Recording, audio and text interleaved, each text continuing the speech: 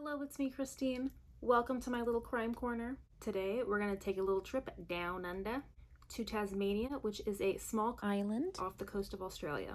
It is Australia's least populated state, and only about 540,000 people live there.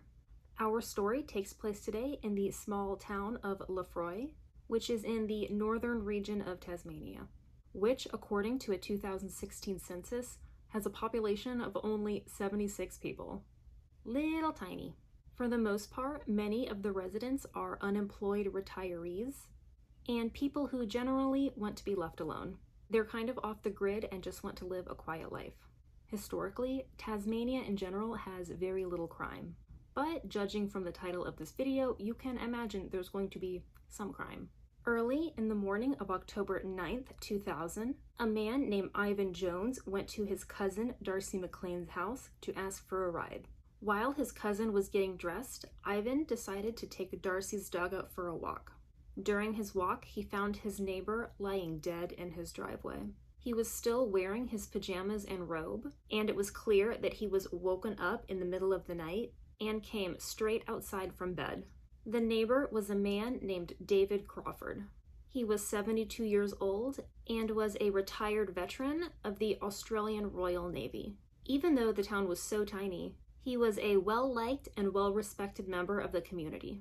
His friends remember him to be a kind and generous man. His sister said that he would always take care of the elderly people in the community and would often take them out to their doctor's appointments or to go shopping. He was just a very helpful, nice man. He did like to keep to himself, however, and would rather stay home and spend time with his grandchildren than have other people over. It had appeared that he was possibly investigating someone in or around his home in the middle of the night and possibly surprise them, resulting in a confrontation. Dr. Robert Kelsall, a forensic pathologist, was called to the scene of the crime and tried to determine at what time David Crawford died. Dr. Kelsall had measured the ambient temperature on David's body and was able to conclude that he died sometime between 4 o'clock and 7:30 in the morning. There wasn't much else they could look at to determine anything else, but this was at least something to go on. When the police went to speak with David's neighbors, they said that they had heard dogs barking just before dawn. But this really wasn't too far out of the ordinary, however, since they were in a rural area with a lot of wildlife, like wallabies and kangaroos running around, and people's dogs could have potentially smelled another animal or a person. When investigating in and around David's home, the police said that they had found no sign of forced entry, but that just could mean he had left a door open and they didn't have to force their way in. So that didn't really carry much weight. They did find that David's wallet was missing from where he kept it in his bedroom. At this point, the police thought that the main motive for David's murder was robbery. They thought this because of the amount of retirees in the area were known to have kept a lot of cash on hand. There were rumors that some people kept all of their money hidden under a mattress or in a jar somewhere other than a bank. They couldn't find any signs of a struggle inside the home, and they didn't find any fingerprints other than David's. They did, however, find a blood stain in the front yard in the shape of an axe. They sprayed the area with luminol that night, and a perfectly clear impression of an axe appeared, confirming their suspicion. Because the impression was so distinctly clear, they were able to determine exactly what kind of axe it was. It was something called a Canadian axe, which has a head that goes all the way down and forms at the bottom edge as a point. Because the town in question was so teeny tiny, police had determined that the killer was most likely someone David knew. So basically, the whole town was a suspect. At this point, police had determined that the axe was most likely the murder weapon, since the DNA test determined that the blood found on the scene belonged to David Crawford, so they were on the hunt for this. Remember, they never actually found or saw the physical axe. They only had the blood impression. Finding the axe proved difficult, however, being that Lefroy was a former mining town. There were mine shafts all over the place. and many of these mine shafts were underwater. Perfect hiding places, literally everywhere. Police had drained a nearby dam with the hopes that the axe would turn up. Unfortunately, it didn't. They also used an underwater camera and scoured many of the mine shafts in the area, but this didn't turn up anything either. Police then went back to the man that had discovered David Crawford in his driveway. Remember Ivan? Well, he said he had seen a suspicious man that was casing the area several days prior, and he claimed that he told David Crawford that someone was stalking him and that someone was walking around with a flashlight looking around the house several days before David's murder. Ivan told police that he did not recognize the man that was lurking around town, and he said he thought he could possibly be from out of town. Police had a hard time believing that this could have been a stranger, just because of the nature of the town. So, on a whim, police asked Ivan where he was the night of David Crawford's murder. He said that he was at home where his sister and her boyfriend lived, and he was asleep.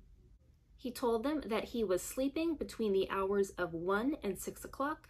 He then woke up at 6 o'clock, took a shower, and then went to his cousin's house to ask for a ride. The timeline he gives places him away from the time of the murder, as well as an alibi of 2 witnesses. Ivan's sister said, yeah, as far as she knew. Ivan was home the whole time that night, and she had no knowledge of him leaving the home at any time. The police then turned their attention to Ivan's cousin Darcy, since he was with Ivan when David Crawford was discovered, and asked him where he was on the night of the murder the night before. Darcy said he was at his home, asleep. Unfortunately, Darcy did live alone, so there was no one else who could corroborate his story. Darcy did, however, give the police some useful information. He said an axe had been stolen from his home. Interesting. Just what police were looking for. He also said that his cousin Ivan had been acting suspicious that morning. It was also apparently pretty unusual for Ivan to be over at Darcy's house that early in the morning. Like, they didn't carpool very often, so for Ivan to be over at Darcy's house at 7:30 in the morning was quite out of the ordinary. The police thought that this was very suspect, to say the least, but Ivan had the alibi of his sister and her boyfriend, and Darcy didn't. Dr. Kelsall had performed the autopsy on David Crawford the day after he was found. He had determined that the cause of death was blunt force trauma to the head, most likely caused by an axe or a similar object. Dr. Kelsall said apart from some heart trouble, specifically cardiomyopathy, which is essentially heart disease of unknown causes, David was a healthy 72-year-old man. But because of his heart trouble, he had a pacemaker put in. It was during the autopsy that Dr. Kelsall discovered that the pacemaker that David had actually recorded the volts it was emitting, but only for a short time before it was eventually recorded over. Because the autopsy took place almost 30 hours after the murder, he had thought for sure the pacemaker memory had to have been erased. The hospital's pacemaker specialist then scanned the pacemaker in order to gather any data that might have still been available. Unbelievably, this pacemaker just happened to have something that very few pacemakers had at the time: a computer chip that recorded event memory. Event memory produced a very detailed graph that was able to pinpoint every little thing, such as exactly when David woke up, when David went outside, when David was assaulted, and when David was killed. The pacemaker technician had discovered that there was a period of time when David was lying on the ground unconscious, bleeding to death, and the pacemaker had returned to its dormant state. The event record had showed that David had gone to bed just after 10 o'clock. He then woke up at 4:46 a.m., and this is when investigators believe he was going outside. Then, a few minutes later, at 4:54 a.m., the pacemaker event memory showed that his heart was beating at over 100 beats per minute. They believe that it was at this time he was attacked. The event memory showed that David's heart significantly slowed beating at 5:04 a.m., where he lay bleeding unconscious on the ground, until 5:34 a.m., when his heart completely stopped beating. The technician had retrieved this information with just a few hours to spare, as the pacemaker's memory was so close to re-recording over itself. The technician had said that the information was probably only 1 or 2 hours away from being erased forever. Bananas. Investigators discovered that David's neighbor across the street was in the hospital at the time, and he had asked David if he would keep an eye on his house.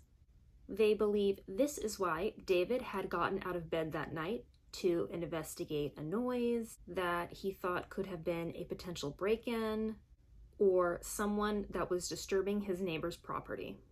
Apparently, people around town knew that the neighbor was going to be in the hospital, and it was presumed that the neighbor had a lot of money in his house, which is the strongest assumed motive that the police had to go on. Because of the specific pacemaker that David Crawford had, they luckily had the exact time of death, and they knew what he was doing in the minutes leading up to his murder. Police then revisited Ivan Jones and Darcy McLean, who were the prime suspects at this point, as they had been the ones to discover David's body, and police were already onto Ivan, who had suspiciously showed up to Darcy's house asking for a ride, which they had deemed an unusual occurrence. If one of the cousins had done it and waited just an hour or two to call police, the pacemaker data would have been written over, and the timeline of David's death would have been lost forever. Both of the cousins had previously told police where they were and what they were doing. Remember, Darcy said that he was at home asleep and was alone that night during the time of the murder. And remember that Darcy also told police that an axe was missing from his home. The police ended up doing a search of his house, but that didn't turn up anything. And remember, Ivan told police that he was home.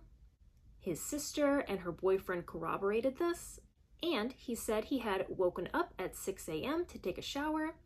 Again, his sister corroborated this. However, she recounted a slightly different timeline.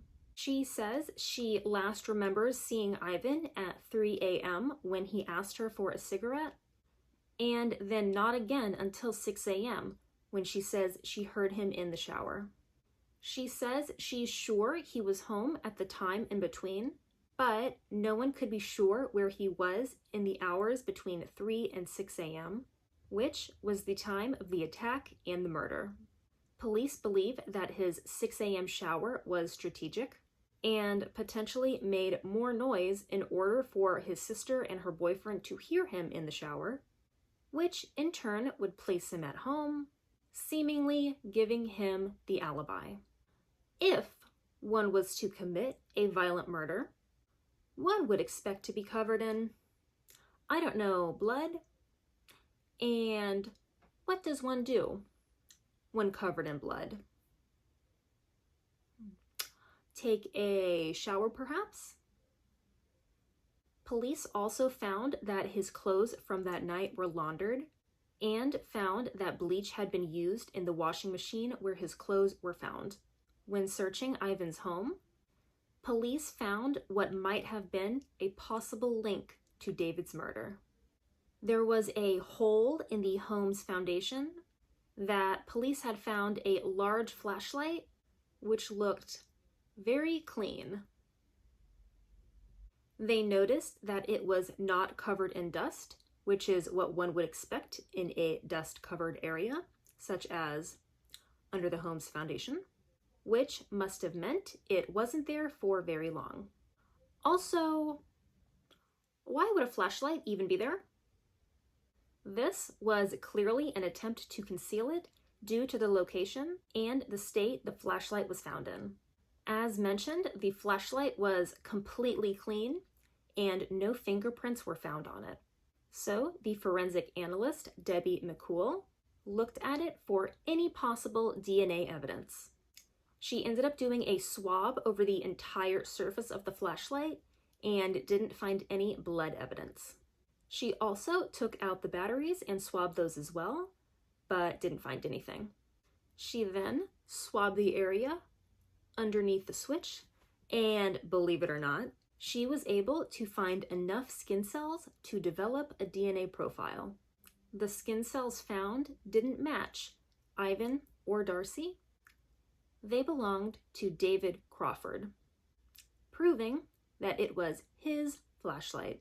Investigators believe that Ivan had planned on breaking in and robbing the house belonging to David's neighbor, who was in the hospital, knowing that the house would have been empty at the time. Ivan stole the axe he knew Darcy had in order to break into the house. He began walking around the house looking for a point of entry when a dog started barking, thus waking David, where he grabbed his flashlight and went outside to investigate. Investigators believe that David saw Ivan and confronted him. Ivan, with axe in hand, struck David on the back of the head, causing him to fall to the ground, dropping his flashlight.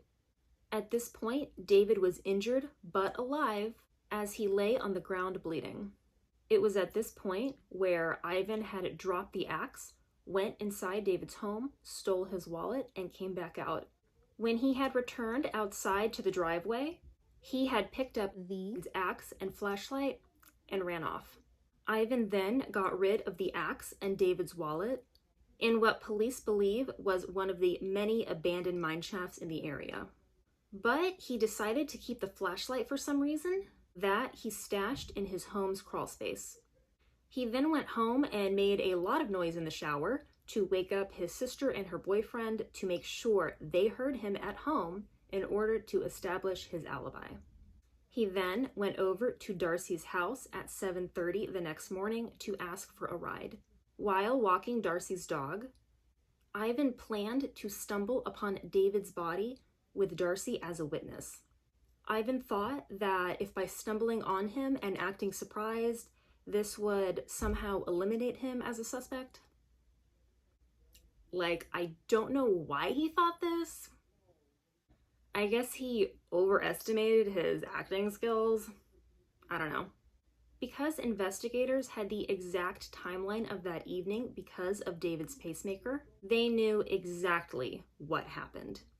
If Ivan had waited just an hour or two to report finding David, the pacemaker's data would have been lost, and he would have presumably gotten away with it.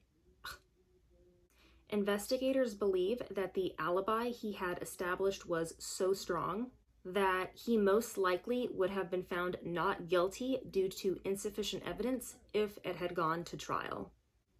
Wild. This case was the first in the world to reach a conviction by using data from a pacemaker at a murder trial. In October of 2001, Ivan Jones was convicted of the murder of David Crawford and was sentenced to 20 years in prison. Darcy McLean was not charged in connection with the David Crawford's murder. Ivan Jones ended up serving only 10 years of his 20-year sentence and ended up being released in March of 2011. The parole board had published that the reason for their decision was that Ivan Jones would be better rehabilitated outside the prison system. To come to this decision, they said they had taken into account significant documentation, including the sentencing judge's description of the crime as a cruel, brutal, and deliberate murder on a completely innocent man. Ivan Jones had apparently taken numerous courses while in prison, including anger management, stress management, and drug and alcohol counseling. And he also had a good in-person record.